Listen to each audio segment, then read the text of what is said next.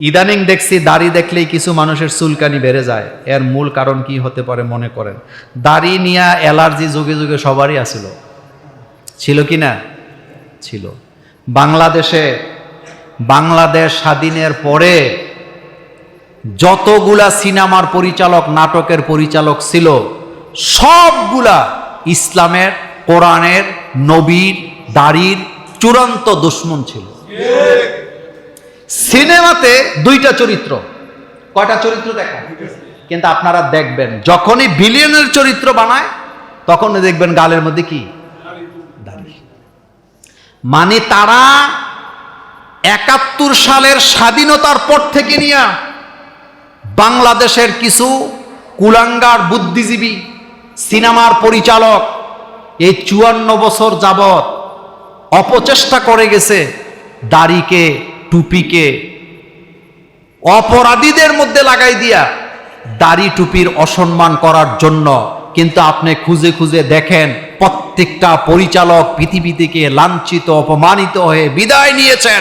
আল্লাহ রাসূলুল্লাহ টুপি দাড়ি বাংলাদেশে যোগে যোগে বাড়ছে, মাথা উঁচু করে দাঁড়ায় আছে।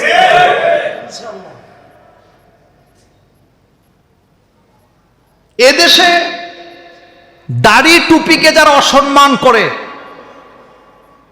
কোরআনের ভাষায় যদি বলি তাহলে তাদের জন্মের মধ্যে সমস্যা আছে। সূরাতুল কলম, কোন সূরা? বাড়িতে যায় তাফসীরটা পড়বেন। যারা রাসূলুল্লাহকে অসম্মান করে, রাসূলের সুন্নাহকে অসম্মান করে, আল্লাহ পাক বলছেন তাদের একটা জিনিস তোমরা মনে রাখবা তাদের মধ্যে আছে, সেটা হলো তাদের জন্মের মধ্যে কি আছে? এ কথা মোল্লার না আল্লাহর? আল্লাহর। সুতরাং সাবধান। আপনি দাড়ি রাখেন না, এটা আপনার ব্যক্তিগত রুচি, কিন্তু আপনি কি দাড়িকে অসম্মান করতে পারবেন? আপনি টুপি পরেন না, এটা আপনার ব্যক্তিগত ব্যাপার, কেউ আপনাকে জোর করে টুপি পরাবে না। কিন্তু টুপিকে অসম্মান করার সুযোগ আছে? আপনি টুপি পরেন না পরেন, বিয়ের দিন ঠিকই পরছেন। যে বেয়াদবগুলো টুপি দাড়ির অসম্মান করে, হেতেও বিয়ের দিন দেখবেন শেরওয়ানি পরে। কথা ঠিক নেই? হেতেও বিয়ের দিন টুপি মাথার দেয়। টুপি না থাকলে আর একজনের থেকে হাওলা তাই না টুপি পরে, যাতে মাথা তাহলে ঠিক। টুপি সার্বক্ষণিক পরেই থাকা লাগবে এ কথা ইসলামে নাই, কিন্তু টুপি রাসূল ইসলামের সুন্নত, এটা ইসলামে আছে। কেউ যদি টুপি না পরে নামাজ পড়ে, তার নামাজ বাতিল বলার কোনো সুযোগ, কিন্তু টুপিকে যদি কেউ অসম্মান করে তার ঈমান নাই। কেউ যদি দাড়ি না রাখে, আপনি তার ব্যাপারে ফতোয়া দিতে পারবেন, কিন্তু সে যদি ঈমান আনে সেই ঈমান হারা, এটা আপনি বলতে পারবেন না। কিন্তু দাড়িকে যদি কেউ অসম্মান করে তার ঈমান কি? পর্দা করা কি? কেউ যদি পর্দা না করে আল্লাহ আদালতে শাস্তি পাবে, জাহান্নামী হবে, শাস্তি পাবে সে। কিন্তু পর্দাকে অস্বীকার করার কোনো সুযোগ আছে? অস্বীকার করতে পারে। এজন্য ইসলামকে, আপনি ইসলামের কোনো বিষয়কে ছোট করে দেখার কোনো সুযোগ নেই। ইসলাম উদার। ইসলাম কি? সবার জন্য উন্মুক্ত। মসজিদের দরজা সবার জন্য খোলা। আমার কলিজার ভাইয়েরা, মূল কথায় আসি, সেটা হলো মুসলমান ভাই ভাই বলেন কি? বিদ্বেষ, হিংসা, বিদ্বেষ যেন আমাদের মধ্যে কাজ না করে। শুনেন, একটা কষ্টের কথা বলি। একটা সময় ছিল যখন কেউ বিপদে পড়তো, মানুষ ঝাঁপায়া পড়তো তারে উদ্ধার করার জন্য। আর এখন মানুষ বিপদে পড়লে সবাই ভিডিও করে। কথা ঠিক না? গতকালকে একটা ভিডিও দেখে খুব আঘাত পাইলাম। একটা লোক, তার উপরে একটা চিতা বাঘ না কি বাঘ বা নেকড়ে টেকড়ে এই টাইপের একটা কিছু আক্রমণ করছে, লোকেরা ভিডিও করতেছে। আচ্ছা বলেন তো, ভিডিও করাটা জরুরি ছিল না তারা এখান থেকে বাঁচানো জরুরি ছিল? সাহেবের বাজার ক্যান্টনমেন্ট কোন এক জায়গায় একজন আরেকজনের সাথে ঝগড়া লাগছে। একটা সময় ছিল মুরব্বীরা যায় ঝাঁপায়া পড়তো, দুইজনকে দুই দিকে টাইনা নিয়ে যেত। এখন কি করে? ভিডিও করে। ভিডিও যদি করা লাগে এক দুইজনে করুক, সমস্যা নাই, কিন্তু জরুরি কোনটা? তাদেরকে রক্ষা করা। আপনার বাড়িতে আগুন লাগছে, দেখবেন লাইভ দেয় অমুকের বাড়িতে আগুন, তো লাইভ দেওয়া জরুরি না পানি ঢেলে আগুন নিবানো জরুরি? এগুলোই আমরা করতেছি। একটা মানুষ মরে যাচ্ছে, তাকে হসপিটালে নেওয়া দরকার, ভিডিও করে। কি করতেছে? ভিডিও করতেছে, ভিউ পাবে, লাইক পাবে, প্রচার হবে। এগুলা সবই অমানবিক কাজ। একটা সময় ছিল গ্রামের এক মাথায় যদি একজন চিৎকার দিতেন চোর বলে, গ্রামের প্রত্যেকটা ঘরের মানুষ লাঠি নিয়া, অস্ত্র নিয়া, টর্চ লাইট নিয়া বাইরে আসতো। এখন পাশের ঘরে ডাকাইতি হচ্ছে, উনি থাবড়া, চুপ মাতিস না, অভ্যাস আছে নি? আপনাদের নাই? মানবতা শেষ। মানবতা কি? মানবতা কাকে বলে? মানবতা হচ্ছে যখন একজন চিৎকার দিছে, বিপদে পড়ছে, আপনি ঝাঁপায়া পড়বেন, আপনি তাকে উদ্ধার করবেন, আপনি ডাল হইয়া দাঁড়াবেন। কিন্তু এগুলা আর এখন নাই, শুধু ভিডিও। বলেন শুধু কি? আপনারা এমন এমন ভিডিও কি দেখেন না, যেখানে লোকটা ইচ্ছা করলে লোকটারে বাঁচাইতে পারে, কিন্তু না বাঁচায় হাতে ভিডিও করে ছাড়িয়ে দিছে। স্বামী স্ত্রী ঝগড়া লাগছে, স্বামী তার স্ত্রীর উপরে অত্যাচার, পিড়াইতেছে, বাড়ির সব চাচি জেডি খালা মামুরা ভিডিও করতেছে, কিন্তু কেউ ধরে না। এরকম ভিডিও বোধহয় দেখেন না। তো কোনটা জরুরি ছিল? বাঁচানো জরুরি ছিল। চলছে আর কি, চলতেছে। অথচ রাসূল সাল্লাল্লাহু আলাইহি ওয়াসাল্লাম বলছেন, তোমার একজন মোমেন ভাই পৃথিবীর যে প্রান্তেই থাকুক না কেন, সে যদি আক্রান্ত হয়, তুমিও কি আক্রান্ত হবা, ব্যথা পাবা, তাইলে বুঝবা তোমার মধ্যে কি আছে? ঈমান আছে। কুমিল্লার দেবিদ্বারে এক লোক নিজেকে নবী দাবি করেছেন। এটা কি ভাইরাল হওয়ার ধান্দা নাকি অন্য কিছু? আপনি কি মনে করেন? যোগে যোগে নবী দাবি করে কিন্তু টিকে না। শেষ নবী কে বলেন তো?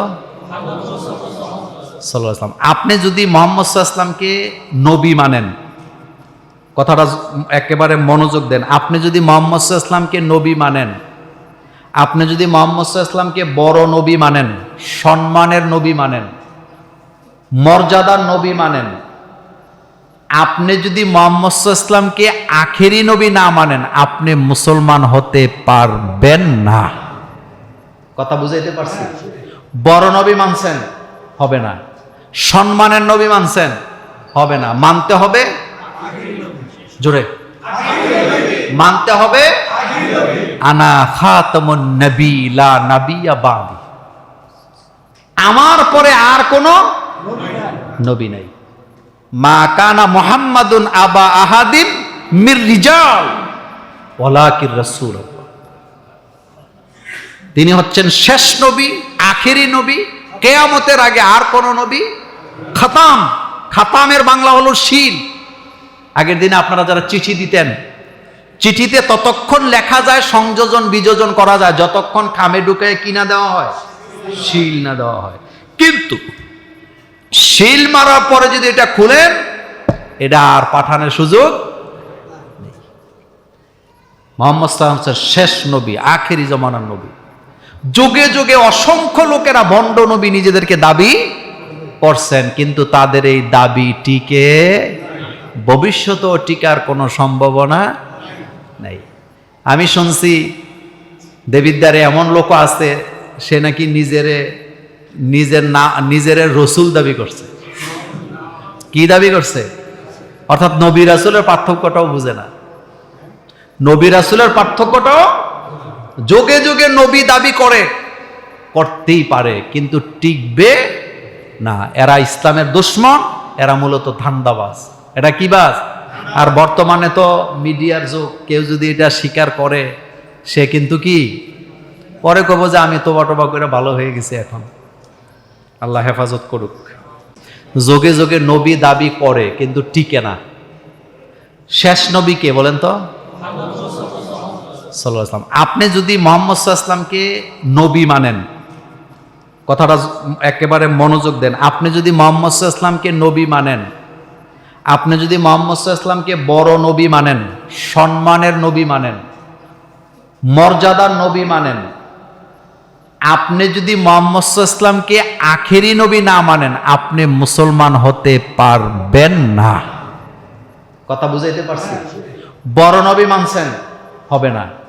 সম্মানের নবী মানছেন, হবে না। মানতে হবে জোরে, মানতে হবে আনা খাতামুন নবী লা নবিয়্যা বাদি, আমার পরে আর কোন নবী নাই।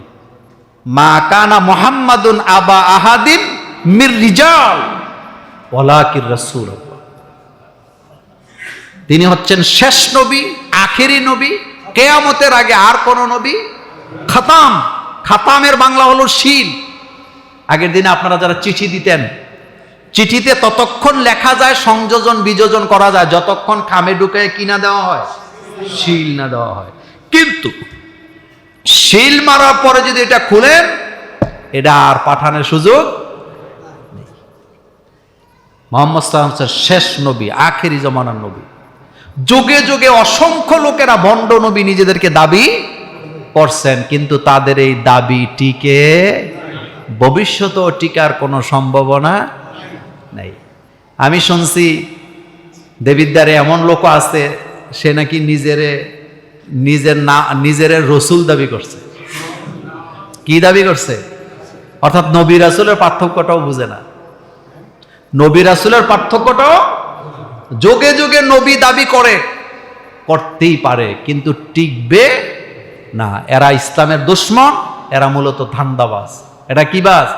আর বর্তমানে তো মিডিয়ার যুগ, কেউ যদি এটা স্বীকার করে, সে কিন্তু কি পরে কব যে আমি তোবা টোবা করে ভালো হয়ে গেছি এখন।